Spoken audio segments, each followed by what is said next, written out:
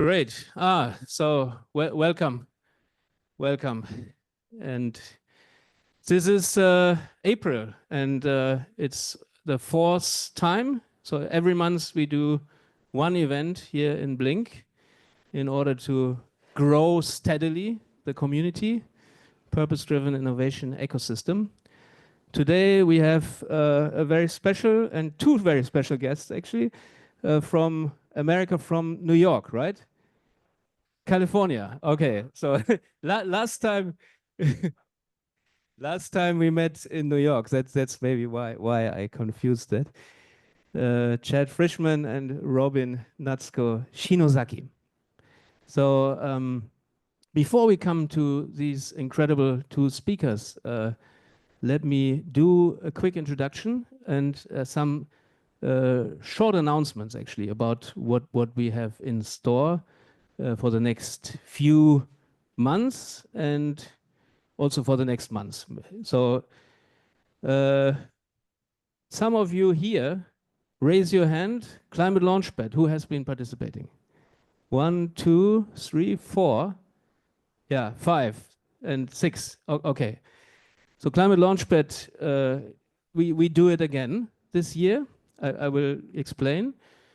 And then we also do the Sustainable City Summit, which this time we don't do it in Okinawa at OIST, Okinawa Institute of Science and Technology. This time we do it in Tokyo, and we have just secured the United Nations University. So more about this as soon as everything stands. Of course, we are looking for speakers, and of course, we are looking for sponsors always. That's one of the big things. Yeah, and with the Sustainable City Summit, cities is where most of us are living. 70% of the world population is projected to live in cities by 2045. At the moment, it's 4 billion out of 8 billion, so it's half of the population. And by 2045, it's projected that maybe 70 to 80% of the world population will be living in cities. And cities are putting the most pressure on natural ecosystems. So we need to transform. Dozo. Maybe you can, yes.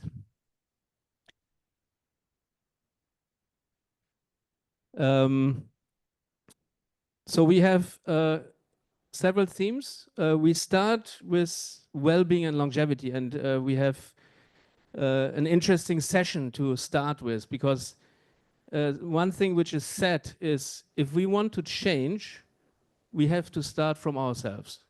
So we have invited a young global leader from the World Economic Forum who is a Buddhist monk, Shokei Matsumoto, and he will talk about a clean mind and being a good ancestor. And we will do a short kind of mindfulness exercise in order to start into this conference. We have invited Tokyo Governor Koike-san, and we have invited the Undersecretary General of the United Nations, who is the rector of the United Nations University.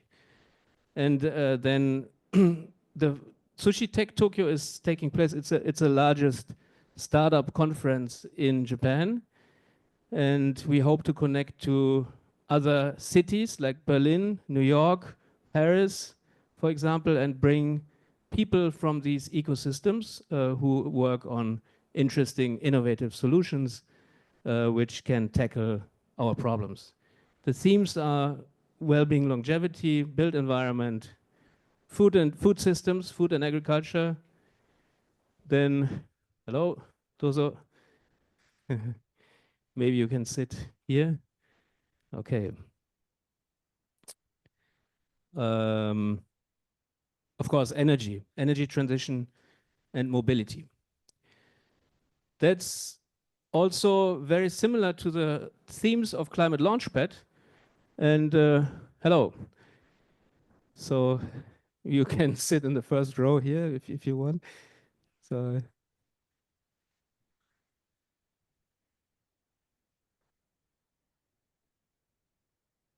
Climate Launchpad has 7 themes and one more theme, which is the next big thing. The way it works is you have an idea or you have already an incorporated business, but you have only raised less than 200,000 euros of funding, and you are less than 2 years into your business. And then you want to scale this business, you want to learn about entrepreneurship, and we run you through a boot camp, and then you can build a company with climate impact in these different areas. So we open the applications immediately. And this year, the reason that we are doing it a little bit later is that it took some time to get confirmation, but Bank of America is a very positive sign from America, is actually one of the main sponsors for Climate Launchpad this year. So that enables also us to do it. And one interesting thing as well is that in any case, one team from every country participating will have the pleasure, so the winning team basically will go to Vienna for an in-person grand final, which will happen in October or November. Yeah, so that's what you keep in mind is Climate Launchpad and Sustainable City Summit, which is May 9 and 10, alongside Sushi Tech Tokyo. Good. So then some people here already know Chad Frischman. He had been a co-author of Project Drawdown and co-founder, if that's right, of Project Drawdown, and very happy to have him here. I think we just talked. You can just come, and we just talked accidentally, and yeah, take a seat. And now, after having some chats, and he's coming from Kyoto, right away from Kyoto, and now we have him here.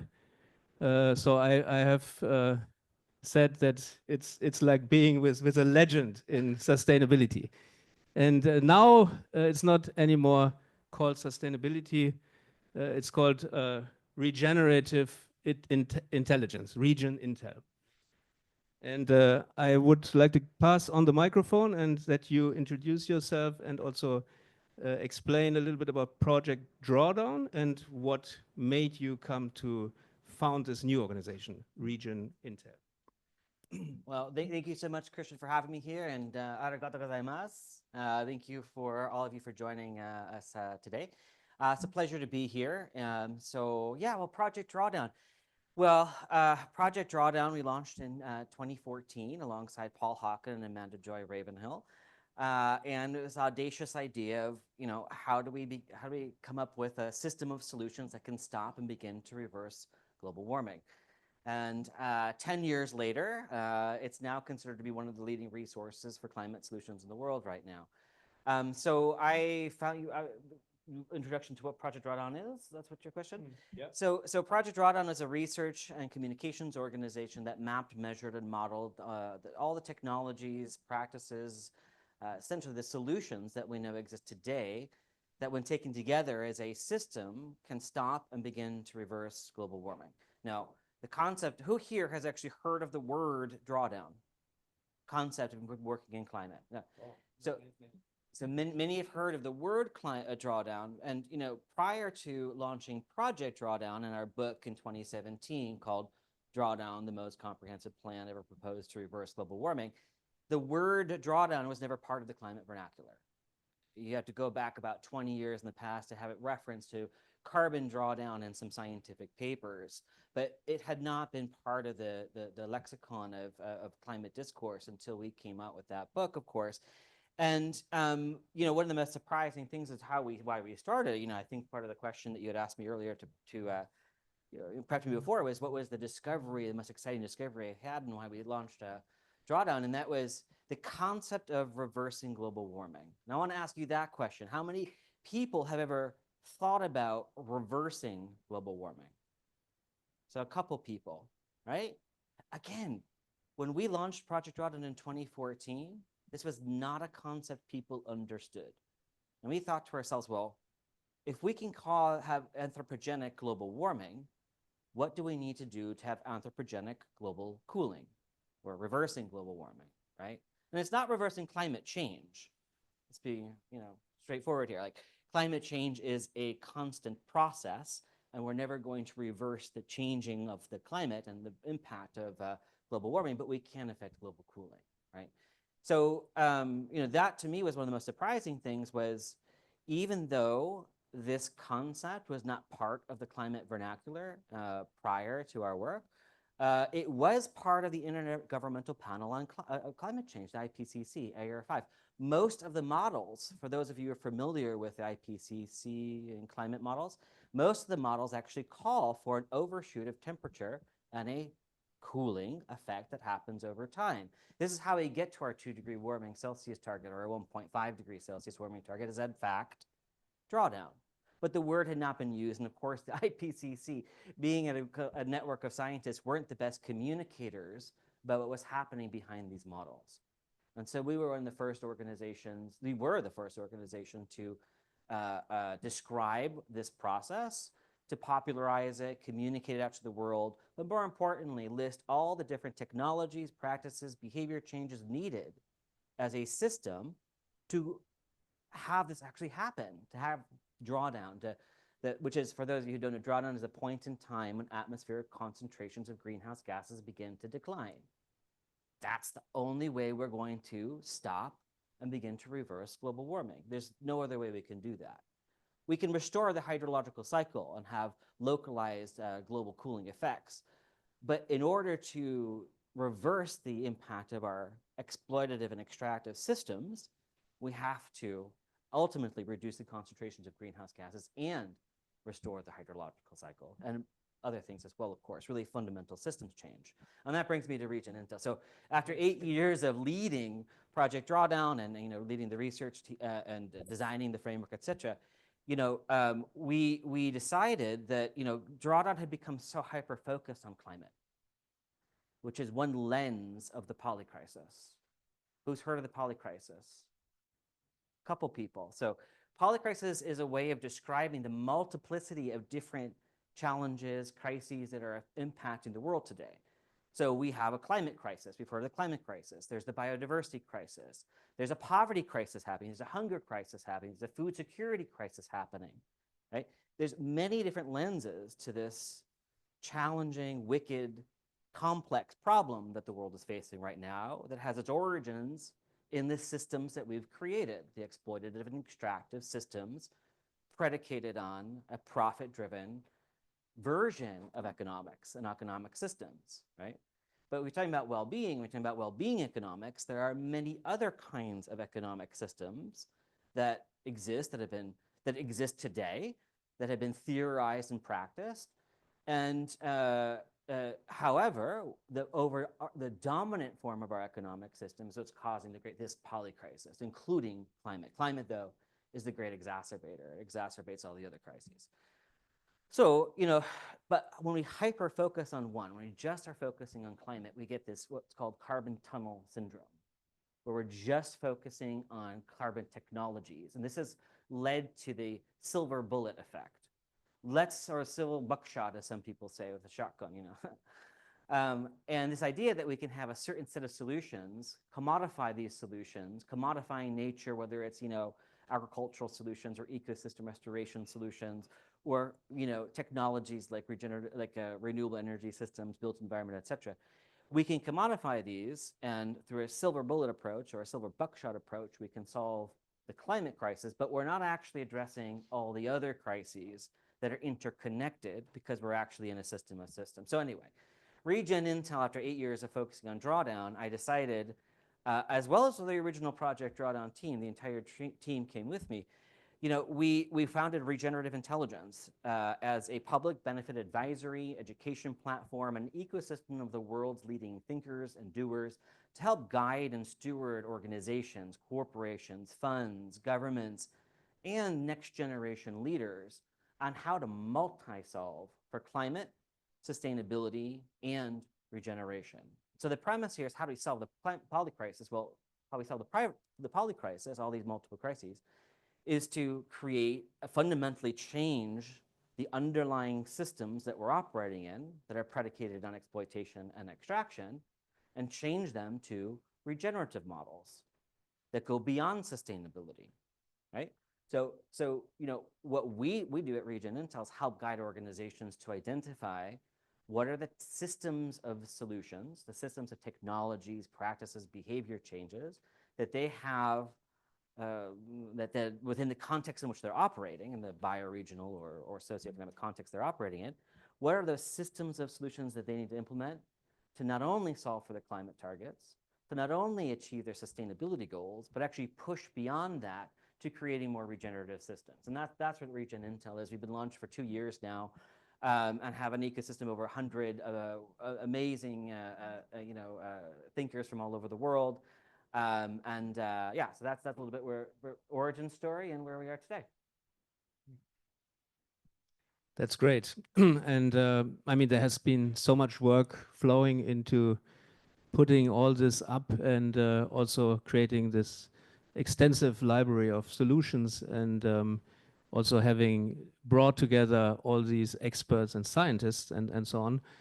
And yeah, one of the topics for us is always cities. And then I also want to bring in a little bit the political dimension. So in this current, also we can also call it climate maybe. You are from the US and you're from California, which is maybe one of the more advanced. It's a country in itself, basically. But yeah, I wanted to ask, where do we stand now, and how does the current political landscape in the US threaten what we are doing, and how can we still keep up the good work? How can we still work and collaborate? And what would you recommend our friends here in Japan, for example, or in Asia? So when you say where do we stand now, do you mean in terms of where we are in terms of our targets and achieving our climate targets? Yes. Well, we're very far away. As I think many of you who work in the climate space probably realize, we're very far from the trajectories where we need to be in order to achieve certainly the 1.5 degree Celsius warming target set by the IPCC. We're already surpassed, right? But remembering, Christian, that most of the IPCC models that go to achieve the 1.5 degrees Celsius in 2100, right? And most of those models already show an overshoot of 1.5. So a lot of the media has popularized this and created a lot of fear and doom and gloom. And the reality is we've overshot the 1.5 faster than the models predicted. That's for sure, which means we have to move faster, much faster. However, it does not mean achieving 1.5 in 2100 is beyond our reach. It means that we have to move and accelerate the implementation of solutions, again, technologies, practices, behavior changes, mindset shifts that are needed to move forward much faster. So we're far away from where we need to be to achieve that, but I still have hope and optimism that I wouldn't say necessarily even hope. I would say just optimistic pragmatism that we'll be able to achieve this.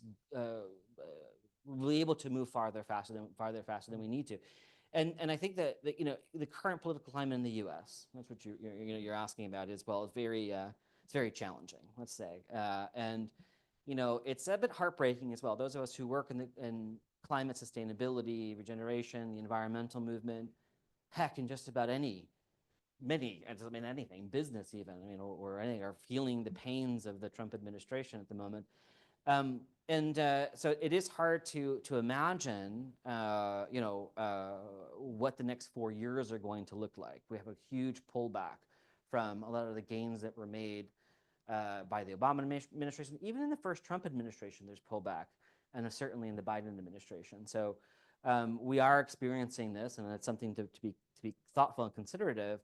And of course, places like California, with Governor Newsom and others, are challenging this from the get-go. There are plans in place already designed for if Trump were to be elected to office, which he was. They had plans already in place to start implementing immediately from all sorts of different approaches, whether it's fighting in the courts or finding alternative funding mechanisms for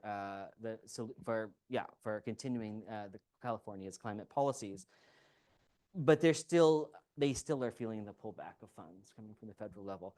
What do I recommend? I mean, stop talking about climate. I know it sounds crazy, right?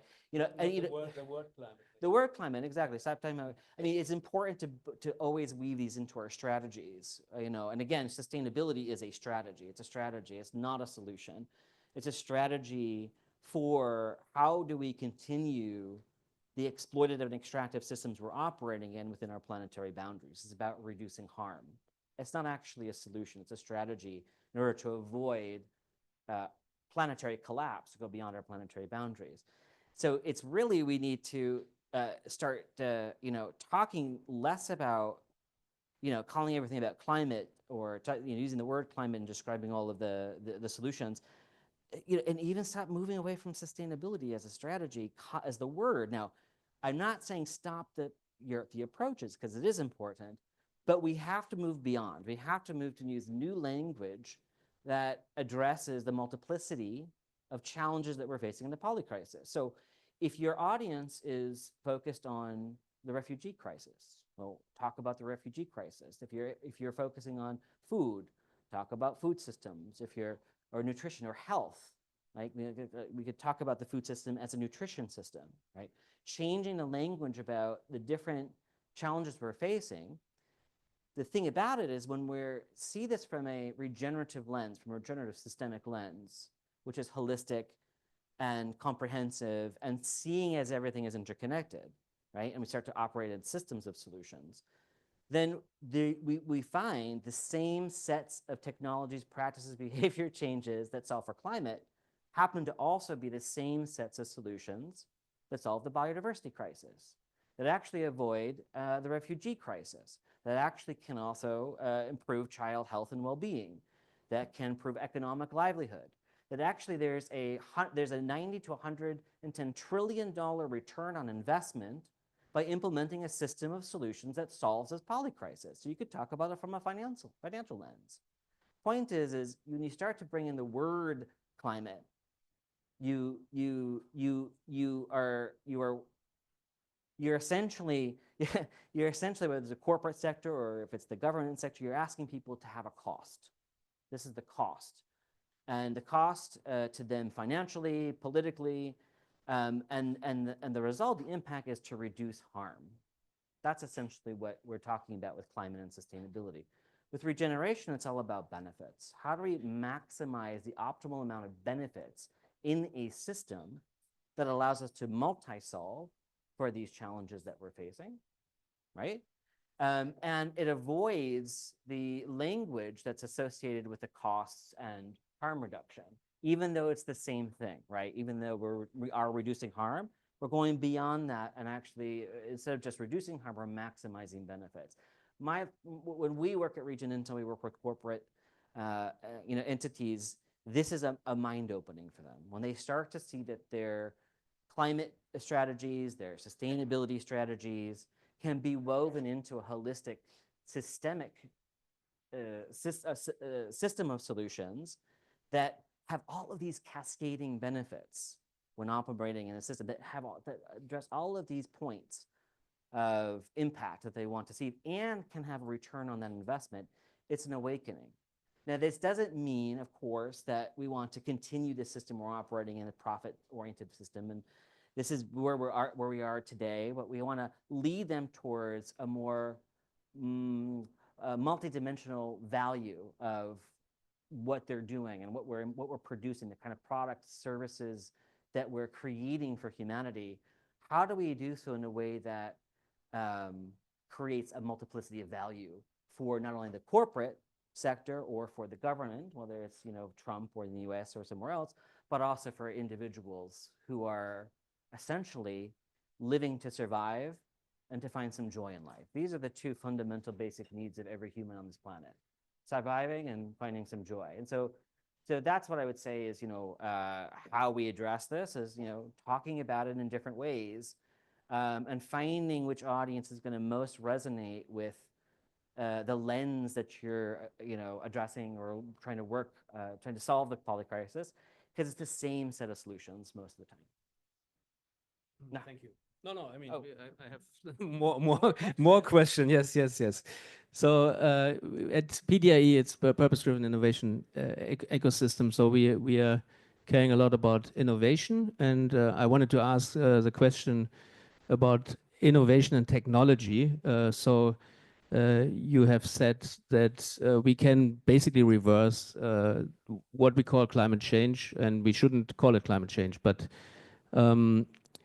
so what kind where would we actually start, and which of the areas in human activity, if we talk about anthropogenic activities, which is the most important, and then how can we cascade it, and how is it all connected, and can you maybe mention a few examples of these technologies? Yeah. Well, just to remind folks, again, we can't reverse climate change because climate change is a constant process. We could reverse global warming and create global cooling. That's going to have its own set. That's going to be another kind of climate change. We're changing the climate again, and it's going to have its own different kinds of knockoff effects. And so the key is how do we avoid tipping points without creating new tipping points in the opposite direction. So if you cool too fast, you run into similar problems by warming too fast. So we have to consider all this in there. Yeah, these are the technologies and practices, innovations and the role of innovation. Yeah, so first and foremost, it's important to remember, we already know what to do. This was the key message of Drawdown that we launched, right? And I was tasked with designing this framework, and my goal was, well, how do I look at it? How do I create a mirror that reflects back to humanity what it already knows? We already know what to do. We don't have to invent a single technology or practice. Not really. Like, we know what to do. And so when I talk about innovations, and there's hundreds of solutions. Like, we profiled, the original book had 80 existing technologies, 20 coming attractions, and then we increased it to 90 something. But there's actually hundreds of other kinds of solutions that are out there that are important at different scales. And the message I want to really land on here is, when I talk about innovation, I talk about innovating technologies, practices, behavior changes that we already know work. How do we make a solar panel more effective, more resource productive? Meaning, how do we create panels and wind turbines that use less materiality, right? That have increased capacity factors. So in other words, it's producing or generating more energy per watt of installed capacity than it currently is able to do, right? We do this. This is a game changer. It allows us to dramatically have huge impact when you start to innovate the solutions we already know what works. Innovations in heat pumps for the building sector, innovations in electric vehicles, of different kinds of electric vehicles, innovation in urban design, for example. We already know how to create walkable cities. How do we, improve upon this, make them more resource productive, more efficient, more effective, using less materials, more recyclable materials? That is the key, not trying to create the next silver bullet. Now, of course, hydrogen boron fusion, I put in there as a coming attraction. We've been trying to get it to work for 30 years. It may take another 30 years to even get to powering more than a blender. We don't know. Fusion or hydrogen or both? Hydrogen boron fusion. So it's a type of fusion. So there's a lot of different kind of coming attractions that when they come online are going to make us move faster and accelerate our progress towards achieving our goals. But we should not be waiting for these new silver bullet technologies, because none of them are actually silver bullets. So anyway, when I think about what are the most important areas, all of them, because it matters on who you are, what level of agency you have. We all have different, decision-making ability, right? We all have, our own level of agency as an individual in our own homes, in our own lives. There might be a set of solutions that you can do or you can do, and you probably maybe are already doing them, right? And so understanding that, what are you already doing, and how can you as an individual in your own life adopt new behaviors, adopt new changing mindsets and new solutions. But you are also part of institutions. You are part of a company. You're part of a fund. You work. You're a part of a system, and you have agency there. So Some folks might say, well, here's the, 20 solutions we have to do first. That's it. And then after 10 years, we do the next round of wave of solutions, the next wave of solutions.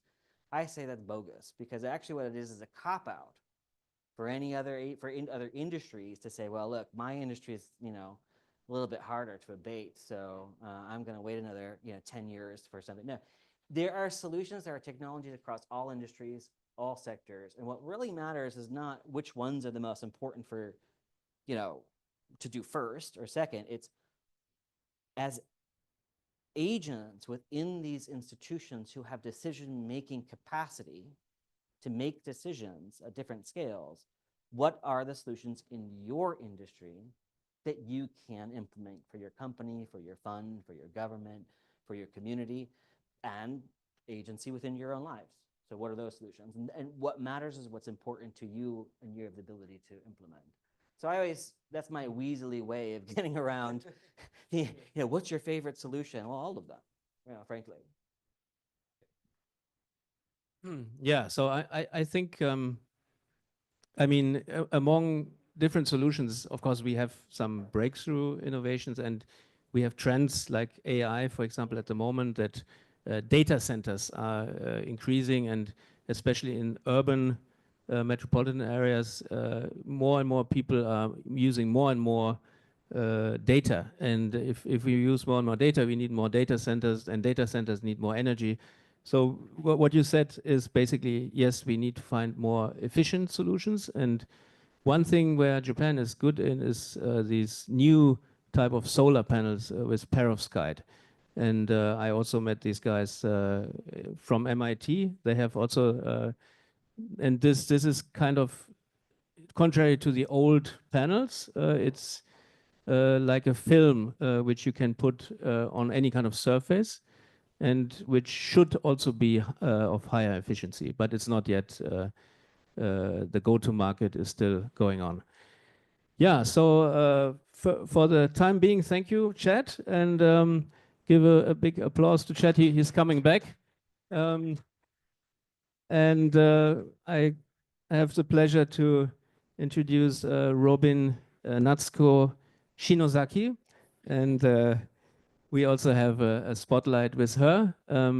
She is the founder of Green Neighbors, and before doing this, she was working at a big tech company. I think, is it okay? It's called Meta, basically, and she's still also in an advisory role with Meta. And this would also be my first question. Robyn, your shift from a successful tech career to founding Green Neighbors is compelling. What specifically motivated you to focus your expertise on sustainable community living? Sure. Hi, everyone. Thanks for joining us today. So my name is Robyn. A little about Green Neighbors. We are the first foodscaping company. Probably most of you have never heard of the word foodscaping, but it's essentially a concept which blends landscaping and food. So basically, we bring edible plants into the landscape. And coming from Meta, it's like, why suddenly dive into this area which I had no expertise over on? It's 2 years ago, which I started, sorry, 3 years ago, which I started it. And the motivation for starting this actually stems in my background growing up in Kyushu. So Kyushu is the southern islands of Japan. I'm half Singaporean, half Japanese. And I pretty much grew up in rural Japan down in Kyushu. There are rice paddies everywhere. I lived on top of a mountain. And I just grew up with really good food, just really natural produce, which my neighbors grew. And basically, each season, everyone would grow pretty much the same thing, and we would exchange the same oranges or the same sweet potatoes. But I love that interaction because even though we were exchanging the same type of crop, you can always find that like different nuances, and there are always so much stories to share in these moments where we would come together and share our food. So in my tech career, I was actually working in Singapore. and I was doing VR. So all day, every day, it's not only just computers, but I had the headsets on in the virtual world. I love the work there, the dynamism, just the whole fast tech lifestyle.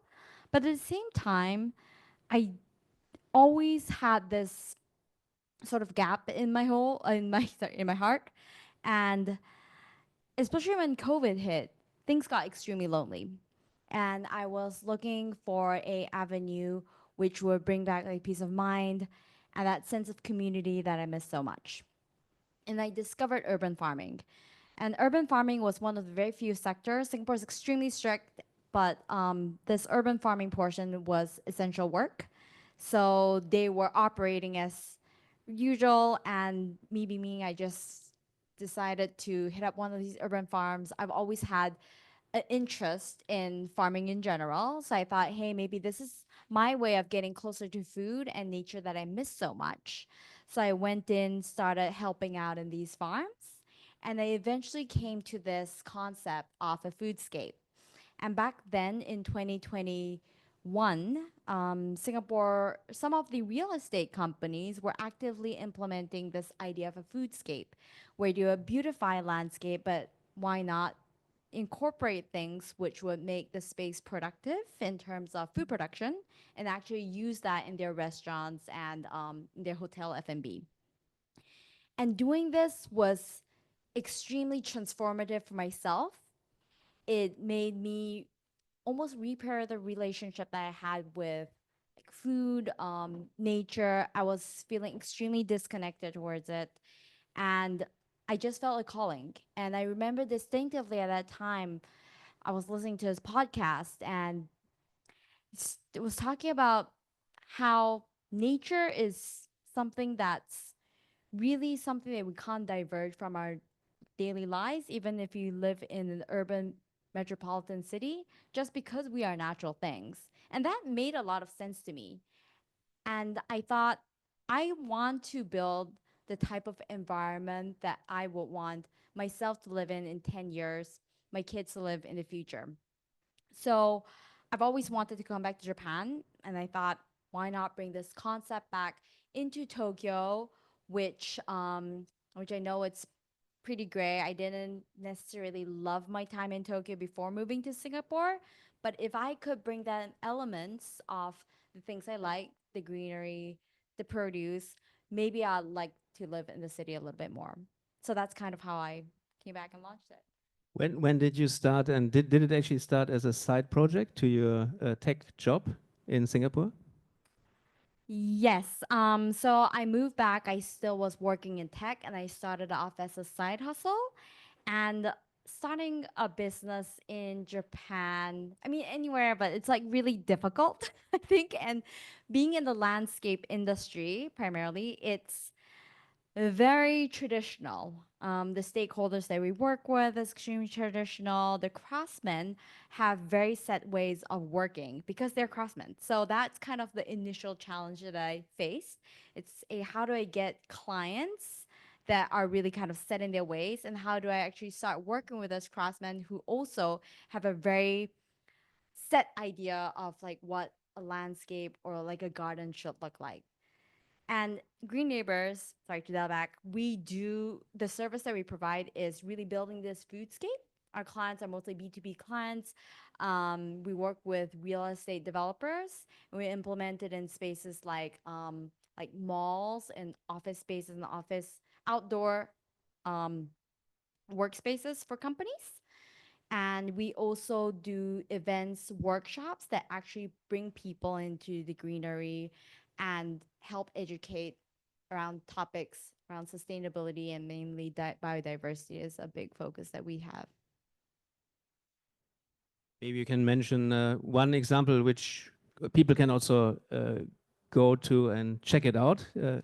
Um, Not sure if people here are from Tokyo, but Ebisu Garden Place is one place where we're doing our foodscape, and we are working with the area relation department with a real estate company that looks after that area. And I think this is actually pretty unique in the sense that this area relation development department is actually really invested in city building, and in Japanese we call this machizukuri. And I think this concept is pretty unique to Japan. It literally means neighborhood making, and it's a community development approach that originated around 1960s. It used to be primarily a very top-down approach into city planning, but it's this idea where you bring along the community and help design the town, city that you want to live in with the inputs of the people. So there are departments in real estate which are solely tasked into making this happen. And I think it really makes sense that these commercial players have that as part of the agenda so that we can bring along players like ourselves into really going into the community and building something from the bottom up. So you think this machi-zukuri, that's something in the area of cities where also international cities can learn from? Are there any kind of insights, for example, from your work which could benefit uh, cities in other countries? I wouldn't specifically say that it's Japanese specific insights, but I think this idea of machizukuri, which looks at different stakeholders and just tries to have a forum where all players are heard, is something that we can learn from. And the way that we do foodscaping, it's really not just a one-off. It's really planning for the long term. So for us, it's really making sure that we communicate, over communicate that it's a long-term initiative. It's not something where you're going to see ROI in the next 1 or 2 months. So first of all, like having that down in place with our partners, our clients is really important. Then building the relationships with the local community, and that includes people like really people who live there, F&B businesses, schools, and there are various ways of interacting with them. So for example, the workshops that we run, we do it with, just to give a couple of examples, it could be a local flower shop. When we do the maintenance of the plants, usually the plants get thrown away, like when we do the pruning. But they've have helped us actually make beautiful bouquets, and we've done workshops of that, so people can see that things which may be waste could be turned into something really beautiful, really aesthetic. Then we also use the prune plants to actually use as a mulch, and that's also a learning point for kids in the area to be like, hey, ABC Garden Place, it's a very high brown area, but then these are the types of ways you can maintain an area to make it not only beautiful, but it's also incorporating regenerative practices. Other examples of local collaboration will be F&B like bars in the area. We've been plucking some of like the herbs, and they have been using it in some of the cocktails. So this is actually a little bit of a difficult concept for the Japanese real estate developers to push through initially, because there's a lot of fear on what goes wrong. People don't really like to take responsibility or make mistakes, unfortunately. And many of you may have experienced this before in Japanese work context, but they're always looking for case studies, like has this been done before? So initially when starting, jiseki, jire wa arimasu ka? This was really what we've been asked over and over in the initial stages. But once you have this case study where you can actually incorporate bits of your produce into the things that you make and the drinks and the food, then they're like, oh, it might be possible. People don't get sick and suddenly get get sick and not be able to use this. So we've been pushing boundaries on that front, and we're seeing these fruits of benefits right now that are coming up in how we link up with the local community, the local players. How many of these real estate developers are you working with currently? So we have about 5. All of these projects are kind of like long term, so 1 year, 2 years, and we don't work with a whole bunch of like different clients, but we really do sort of select the partners which we think is a right fit, who's willing to play the long game as opposed to just short-term like gains.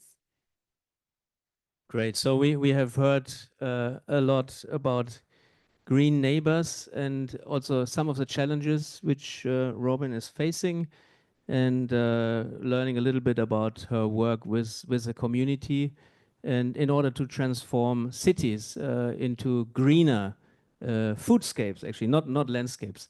And one thing which came up to in my mind is that actually 2 years ago we were looking into a startup which produces digital twins, and they are called Complex Earth, and they create models, and they have, for example, if on Google Maps you can see which buildings are there, and you can see the shadows of these buildings, and then you have different parameters like the soil type, the climate zone, and depending on that, basically the software Complex Earth makes a suggestion what kind of um, food crops and what kind of general crops you should plant to have a biodiverse ecosystem. Great. So yeah, then we had the larger context of polycrisis, and now we want to bring this together again. So Chad, um, we have a few questions for the panel discussion, and we can then also turn it to the audience. And I think there were also some questions from the online audience. It's a little bit difficult for me to sit here and then go back and forth between the computer and, yeah. Today, my Hoshino Akira-san is here, and he's our advisor, and my partner Terada Yuichi couldn't come today, unfortunately. So, yeah, thanks both for being here, and there might be, of course, the question, how does it all fit together? I mean, you do a small part, but you do an important part, like greening the cities, and you look at the macro level. You look at all the solutions, and you create an ecosystem. So I want to ask both of you, yeah, how do you think that your diverse perspectives can strengthen our ability to create resilient and regenerative cities, especially amid America's polarized climate under Donald Trump? This is the first question which I noted down. Start with the easy one, right? So, so first, I want to thank my colleague here, Robyn, for the work that she does. And I think, first of all, I mean, working in the food systems itself is a great example of the connection between the macro and the micro. I often say when you want to think about the system as a whole, the first kind of entry point is the food system, or the nutrition system, as I like to call it these days. But you know, the food system itself touches upon every single point, every industry, every area of human activity, with every grain of bread, or every crust of bread, every drop of oil that you dip your bread in. How many people here like to dip their bread in oil? Right? Olive oil, you like that? Yeah, it's delicious, right? At the end of the day, though, you have to go through an entire system about how we use land, how we use water in the production of the core ingredients of that crust of bread, that oil.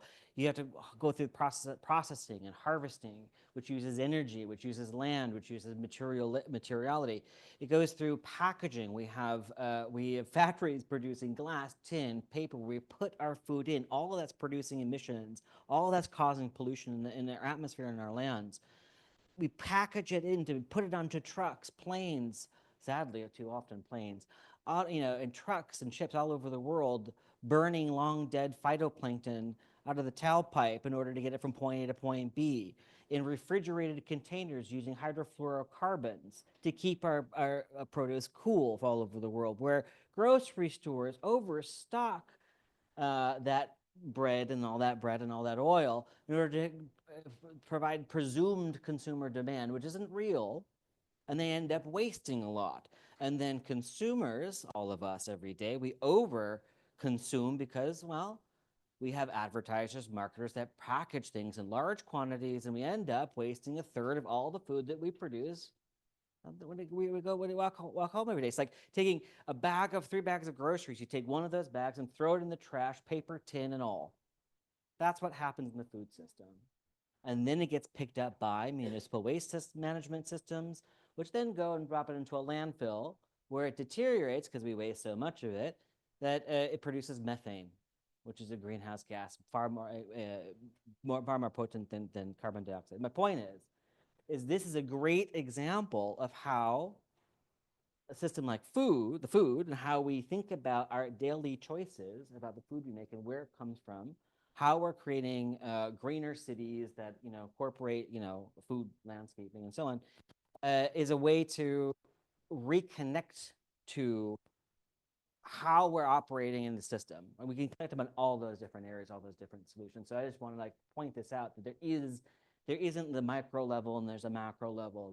We're operating in a system of systems, and everything can be seen in this way. And I think food is one of the most brilliant points. Now, I'm not exactly sure I understood the question around the U.S. policy. No, so it's about cities basically, Yeah. and how we can maintain resilient and regenerative cities, even under adverse political implications. So is there any way that we can keep on maintaining these activities? I mean, you already answered this. I think, yeah. Talk a little bit. Maybe you'd like to add a little bit how you might think that we can do this. Yeah, maybe I can get a stab at it, but And you are also here in Japan, so maybe Japan can also inspire back to the US, for example. kind of just like touching back on what you mentioned. One thing that we do through Green Neighbors is really sort of addressing this food waste, not directly, but a lot of kids in urban areas really don't know how food is made. There's this meme that came up about, it wasn't about like vegetables, but kids thought that fish in the sea were just swimming in the packaged like styrofoams. Wow. And then for me, that's baffling because I grew up like growing tomatoes and bell peppers, but people really think that food comes from what you see in the supermarket. So just knowing the arduous process that food is made really sort of changes their perspective on how you consume things. So that again is one thing that we're trying to educate the community about in a very like it's natural way, and incorporating that in people's everyday lives by having it not as a farm but as a landscape which you look and sort of like interact in your day-to-day life. About diverse perspectives, I'm not sure, I may not be addressing your question directly, but I believe that everyone's micro entrepreneurs, and I try to incorporate these micro entrepreneurs in the local community in the work that I do.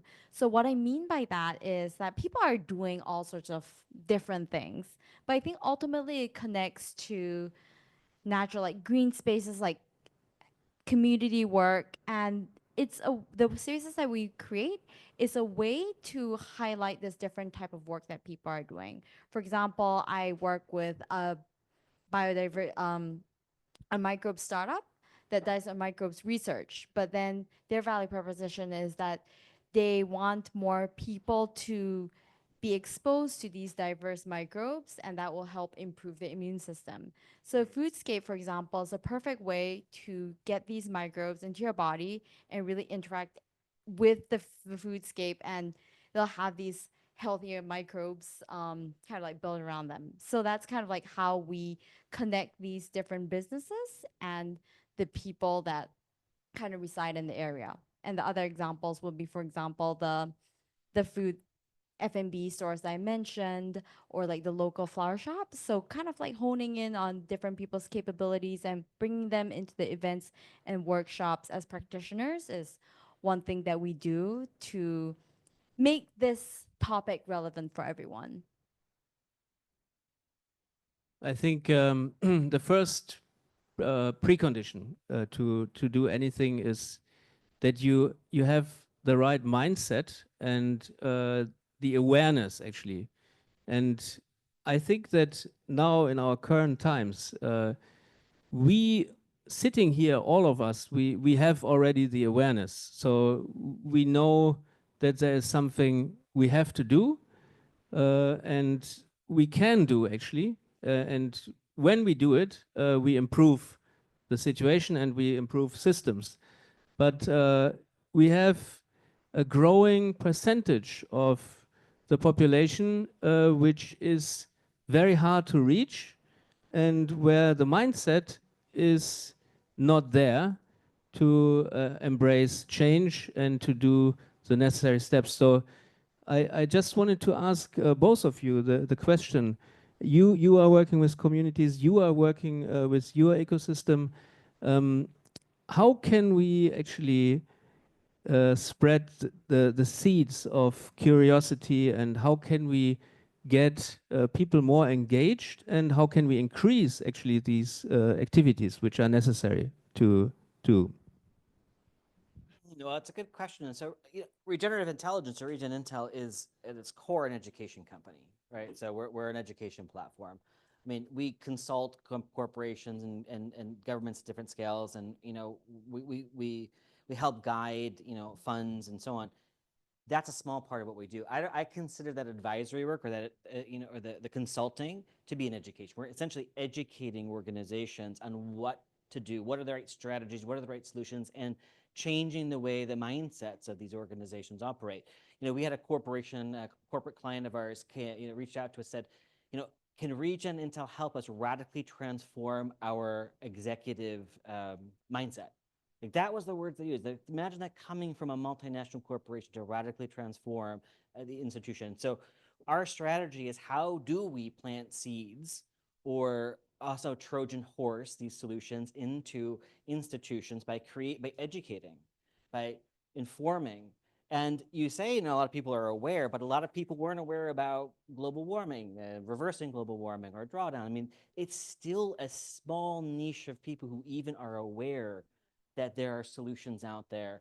We're increasingly becoming more cognizant of the problem, that we understand. We're actually feeling and experiencing it today. Well, many of us were already experiencing it years in the past, and are experiencing worse today in different parts of the world. But finally, the global north, quote unquote, is waking up to the reality, because we're experiencing it more. And that's important. But most people aren't aware that there are solutions, aren't aware that there is. So a lot of what we do is educate. We educate our organizations through our advisory work. But we also have an educational platform, a 4-tier leveled up certified training program, where we're working with leaders and leaders and practitioners from all over the world. Every generation, from the 20s, 30s, 40s, 50s, 60s, from every country, everywhere. And we're teaching them the foundations of what regenerative thinking can be. How do we approach multi-solving? How do we engage in the reimagining what that future could look like, and changing mindsets, but based on science and data? So it's scientifically driven, data-driven approaches to understanding what these solutions are, woven together with the mindset shift needed to create that transformation. And so part of it is education, education, education. And the second thing I always advise is marketing, marketing, marketing. Because at the end of the day, most people who know, are familiar with my work, assume that I'm an atmospheric physicist or a data scientist. And while I am a data junkie, and yes, I've studied data science and have a degree in it, but degree in quantitative analysis, but I'm actually a historian of political economy, right? I'm a historian of language, of art, of storytelling, in short, propaganda, right? That's true. Yeah. I was doing a PhD work. My PhD work was in history of imperial propaganda in the 16th century. Who would have thought that, right? Talking about all these technologies and for climate change. I pivoted 17 years ago after this, but what's the point here? It's that the way we change systems is how we communicate and how we tell the story, how we show the story of the alternative. right? This is what happened in the 16th century. Most of the systems that we're operating in today are predicated on institutions that formed in Europe in the 16th century that led to capitalism, that led to colonialism, that led to imperialism, that led to many of the things that the economic and social structures of today occurred in a mindset shift that had happened in the 16th century. Who knew that? Who was aware of that? No, probably nobody, except for me, because I did my PhD. Oh, got a hand raised there. Excellent. That was awesome. Very rare. Point is like when we're approaching this challenge of today, how do we change the system? Education and communication. So we need to be creating propaganda for good, because propaganda is neither good nor bad. It's simply a vehicle that has a medium embedded with meaning, with the intention to change the behavior of a targeted audience. It can be used for terrible things with misinformation, but when backed with science and backed with data and creating these communications in ways that are actually engaging and actually able to transform people's mindsets, that is good propaganda. Now, nobody likes to use the word propaganda, so we can just stick with storytelling, or we can say branding or marketing or advertising. You know, and someone asked me like, what would you do if you had $1 billion? If you were in an elevator with Bill Gates and you asked him for $1 billion? Well, first I said ask for two. You always ask for two. One is for some of the work I do around knowledge systems and such, but the other one would be $1 billion marketing campaign. Because right now the marketing agencies are the top marketing, the best marketers, the best advertisers, the best communicators in the world, they're not working for the side of the planet. We think we're doing a good job. We think we're doing a good job, those of us who are in the space, but the reality is the extractive industries, the fossil fuel industries, the political industry of capitalism and extreme corporate capitalism, they are purchasing the communicators, the best of the best communicators and propagandists in the world, to propagate the system as it is. We need to shift that. To me, that's the most important thing that we can do to be changing mindsets, education and communication. Thank you. I'm gonna keep mine short. Mine would be really identifying the champions and building a core community around that. So what I mean by this is really identifying the people who understand the value that we're kind of like bringing forth in the foodscape and the work that we're doing within the community and working with them to spread a message. So we literally sow seeds, but sort of disseminating the message comes from identifying who has influence within that specific local community and working with them to gain the trust and the interests of the broader community. And coming from a corporate background, I always felt that there was a big gap between the big sustainability strategies that these companies will put forward and what people felt on the ground, because people didn't feel that their company was necessarily going in this sustainable direction. So it's almost sort of maybe the opposite approach to what you've mentioned in having data and like backings of like why we have to do this, but rather helping people feel what's important that they have to protect. And that's nature, that's biodiversity, that's like the green around you. And sort of like tying that to the larger corporate strategy is what I do also in part of the work with companies. So building the physical spaces to help people understand what it is in the environment that they are protecting and doing all these sustainable actions for. Great. So we are already a little bit over time, but I want to open it also to the audience. And before we open it to the audience, I just want to also make one additional comment. Today I attended a global AI summit here in Tokyo, and it's going on. So it's tomorrow is the last day. It's a 3 days summit basically.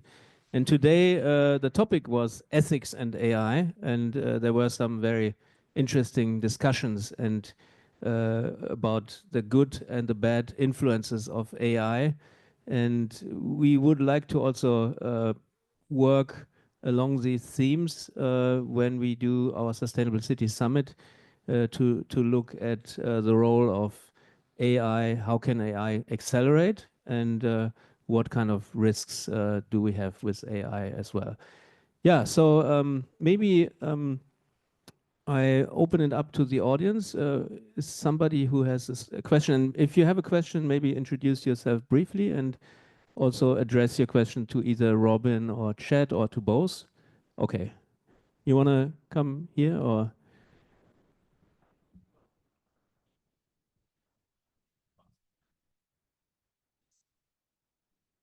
Hi, so I'm Pino and I'm an urbanist, and I am really interested in this community building and co-creation of urban transformation. And so I listened to the first talk, and my thought was, yeah, but every of this polycrisis, every of this individual solution is a whole startup. And who should do several startups? That's so difficult because the other person spent her whole life to do only one of those things. And so that is why I'm so interested in this interstitial function of not teaching like you have to know this and this and this and so much data, but who is it that I can collaborate, as you say, but you say my topic opens communication with a bar, with this, with this. What do you do about inter-topic collaboration? Yes.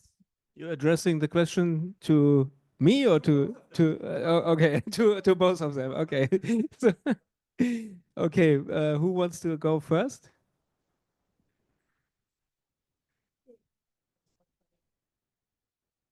So the question is, how do we deal with inter-topic, the interstitial between topics? Synergy between all the solutions, because I think that's the crux, where Right. too many information hit too little time, maybe, to speak in your language. Yeah, well, so first of all, I want to make something clear is like, when I say data-driven scientific approaches, I'm not talking about like a education or communication efforts that's just about telling you what to do. We actually, as an experiential model at RegenIntel, we also launched a nonprofit called the Global Solutions Alliance, which is our twin. So we have our public benefit company and our twin, the GSA. The GSA is launching a digital platform called the Solutions Collaboratory, which is designed to be a digital collaboration center explicitly for that sort of interstitial connection between different types of solutions and the people who are actually implementing them, whether that's organizations or individuals on the ground, as a way to share knowledge, share ways of success stories, but also to be able to apply the right systemic sets of technologies and practices and so on. So we do operate from a community perspective, and from a collaboration, is the key and essential component to what we're doing, and we can't do it without it. It's certainly not here's one solution or another. The startup space, I have a great deal of respect for the startup world. I'm on a few juries and panels. I get to have the great opportunity to see a lot of startups and a lot of young founders and founders across the board. I also think there's a huge role to play, again, for folks coming in and not needing to create yet another company, another fund, another thing, but actually working together and finding what already is there and making those organizations at scale in those different contexts move faster and more successfully. I think there is a challenge in the startup space that we're seeing particularly in the last few years, where everyone wants to be their own startup, be their own founder. And it's creating actually a lot of competition. It's a lot of, there is actually a lack of collaboration that's actually happening in this space. So I think, appreciate more companies starting in this, but I also want to say to see more and more people actually finding what's already out there, already operating, and making it move faster and it scale better.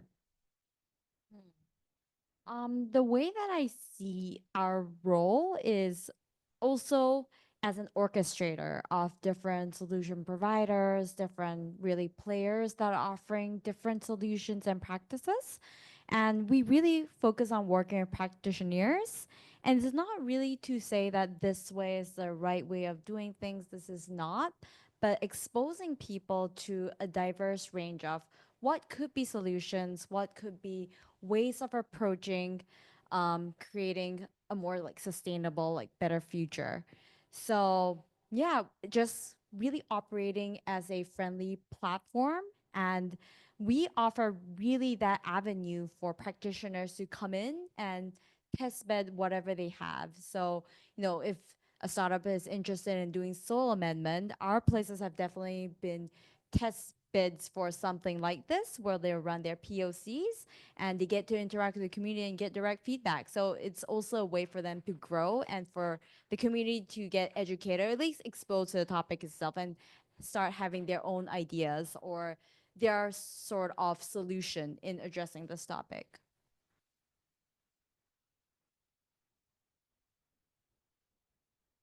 Another question? You also want to come to the front, or? Hi, Robyn. Hi, Chad. Thank you for the insights tonight. My name is Wan Lee, and I'm a sustainability analyst. My question is for Chad, actually. I think it was quite interesting that you mentioned rather than using climate systems or sustainable systems, we should use concepts like food systems or like nutrition systems. So my question is this, like, what is the difference between the two? And is there a way we should communicate the latter differently so that they don't suffer the same fate as, like, I don't know, climate systems or sustainable systems? Yeah.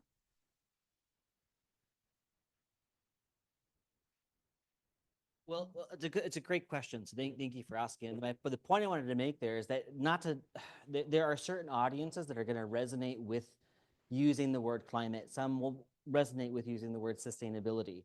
But there are other ways that we can describe the different facets, as we described, of the polycrisis, and it's how you're addressing that to the particular audience where that particular issue matters to them most.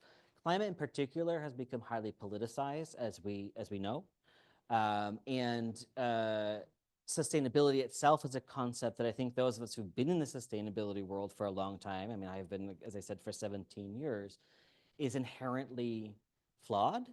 There's something inherently not right about the concept and about the framework of sustainability. If we want justice, equity, and inclusion to be part of our economic and social systems, within our planetary boundaries, sustainability is simply not sustainable. We can't sustain this system that we're operating in if we want equity, justice, and inclusion as part of that, right? So these are concepts that I think are inherently flawed in some ways in how we present this, and they become highly politicized. And so finding instead the right language to the audience that's going to activate them more, because food systems or food security might have a tremendous amount of meaning for agricultural company, whereas you start talking about climate and they start to back away because it's politicized, it's a cost, they have to, it's not or sustainability, it's something that they have to invest in to reduce the amount of harm that their company is doing.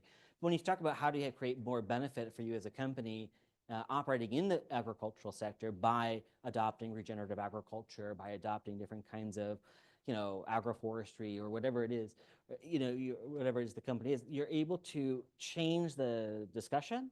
You're able to change the way they're looking at the set of challenges in front of them and the solutions in front of them to be of benefit to them in an issue area that matters to them, that's outside of the politicized words of climate and sustainability. Now, a lot of people tell me all the time, regeneration is going to be co-opted, it's going to be greenwashed, and it is. Every single word that we come up with that's about systems change is going to be co-opted by the system in its death throes. So what I mean by system in its death throes, and we are experiencing a system in its death throes for the last 30 years, right, or more, what it means is when it's reacting to the change that needs to happen, it's going to do everything it can to prevent that transformation. And the actors and agents that are part of that system will do that. So they co-opt the word, they co-opt climate, they co-opt sustainability, they co-opt environmentalism, frankly. And they probably will co-opt regeneration.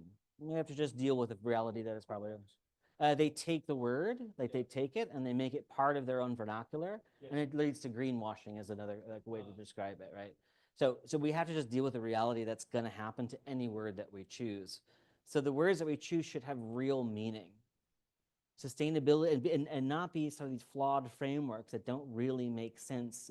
And there's an inherent lack of coherence in a sustainability framework that we feel because we understand that justice, equity, inclusion cannot be part of that, that it's inevitably going to be out of balance and it can't be sustainable.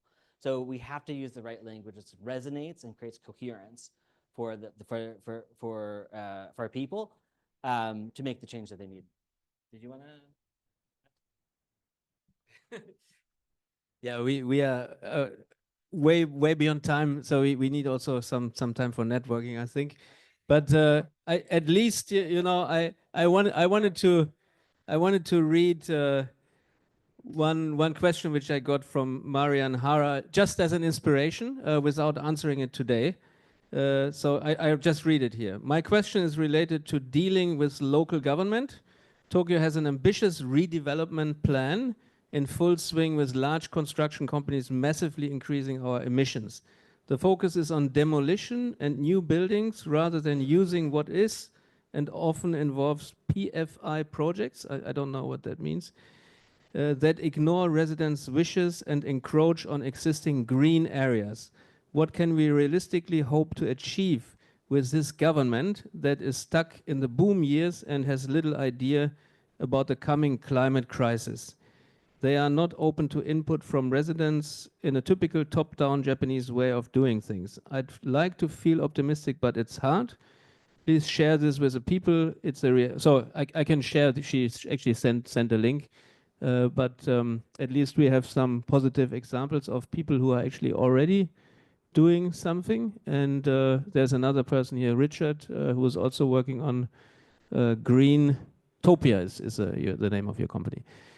Yeah, so and then I would like to close this part, and then we have networking until 9 o'clock. And please raise your hands if you are up to going to eat some Indian food. 1, 2, 3, 4. Okay, we can decide later. I made a reservation. It's nearby. Yeah, give a big applause for Chad and Robyn. Thank you so much for being here. Although it's his holidays actually, so he made a special time. So thank you so much.